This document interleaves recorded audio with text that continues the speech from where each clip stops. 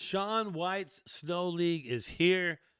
And what does the heck does it mean for snowboarding? It's another one for you. That's another mind bender, right? What does it mean?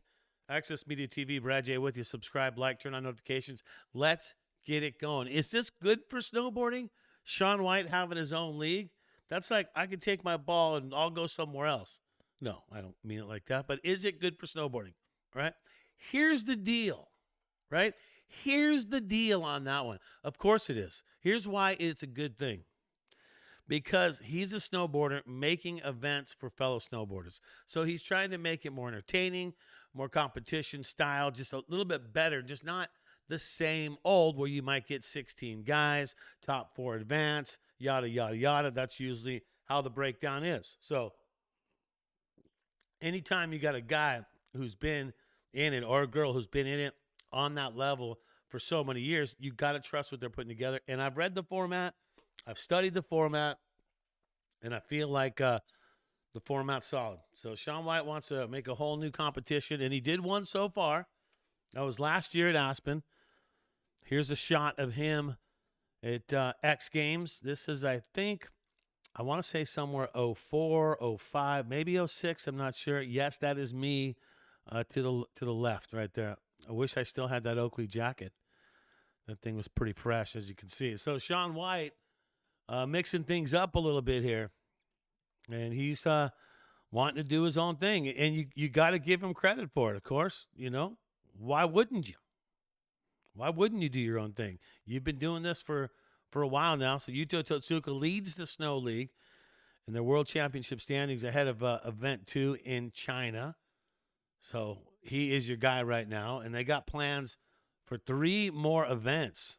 3 more events coming up on the Snow League for Shaun White, and that is going to be Yunding, Snow Park in China, December 4th through the 6th. Aspen, February 27th to the 28th. That's going to be after the Olympics, which is crazy to think and how that's going to work out. And Locke, Switzerland, March 19th through the 21st on my birthday. I don't think Shaun planned that, but that's how that thing is lining up. So that's how it's going to go. And that's how it's looking right there. So Yuto is your leader so far. Here is the tickets are now on sale, and they're on sale for the February event in Aspen.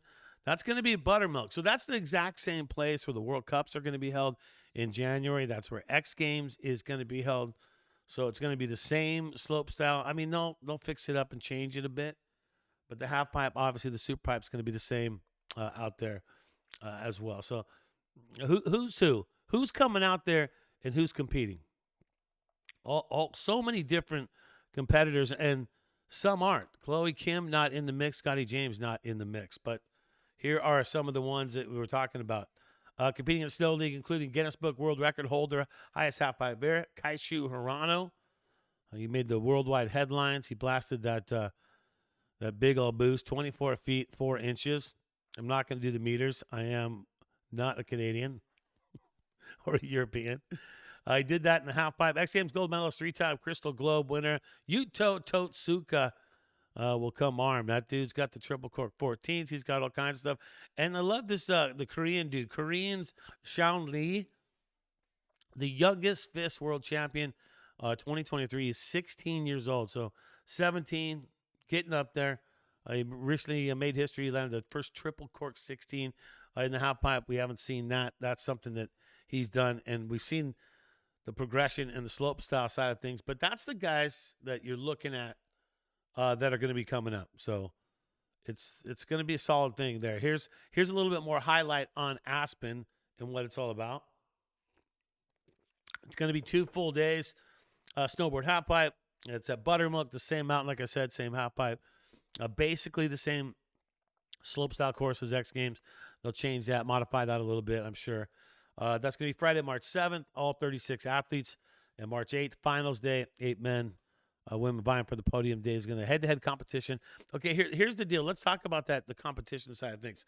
So here's where it's different. So if you have, 32 competitors, you'll break that up, and it could be 2 heats of 16, and then the top 4 would qualify or something like that, or top 5, whatever that number would be, and they'd combine them together, and then you'd have a final heat of 10. So what they have done differently, why it's a little bit more innovative, why it's a little different, and making it just maybe more entertaining. I mean, until we watch it and see it happen.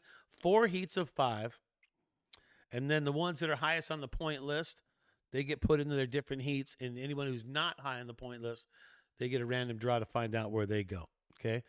Now it's normal. You get 2 runs, and the highest run's going to count. So that's normal at that point. Okay. It gets a little, it changes up a little bit for the finals. All right. The winner of the heats go to the finals. So if you win out of those 4 heats with 5, the winner straight up goes right to the finals. Doesn't have to deal with anything, and that's 5 people in the finals immediately there. So LCQ will take 8 people in the LCQ and send 4 back in to compete to make in the final. So you're not out just by losing right off the bat, and being that it becomes head-to-head at some point. The deal is each athlete's going to get 3 runs in the finals, and here's where it gets crazy. They have to drop in on both the right wall and the left wall, but they get 3 runs, and your best 2 runs will count. So that's how it is. I like the idea. I think it's a good idea for them doing what they're doing on that and changing it up. Changing it up a little bit, I think, is something that they should do, and they did. So you got to like that he's going to make it a little different. And once people, say, is this, just another competition? But I think when you break it up into 4 heats of 5, I think there's a little bit less pressure. You got that number 1 spot you want to be. So you have to beat 4 people in your heat.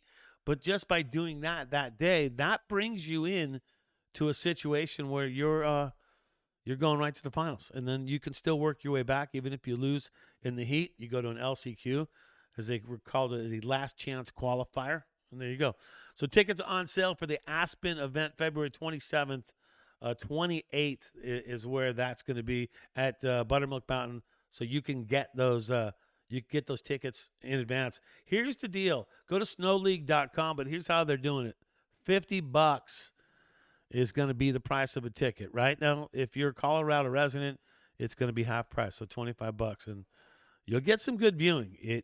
You'll definitely get some good viewing out there. So that's what's going on with that. So Shaun White Snow League, I'll tell you right now, I like the idea of it.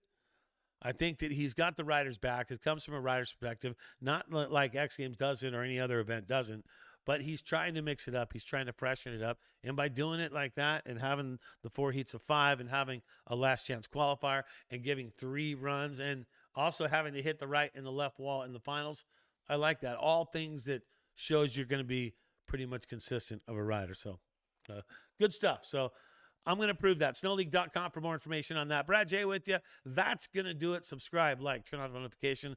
It's a brand new show, but we're going to keep throwing them out there. The content, keep it coming in and out. So that's going to do it for me. Always, as you go through the day, think about that snowboarding, dropping in on some peaks, and I'll see you on the hill, huh?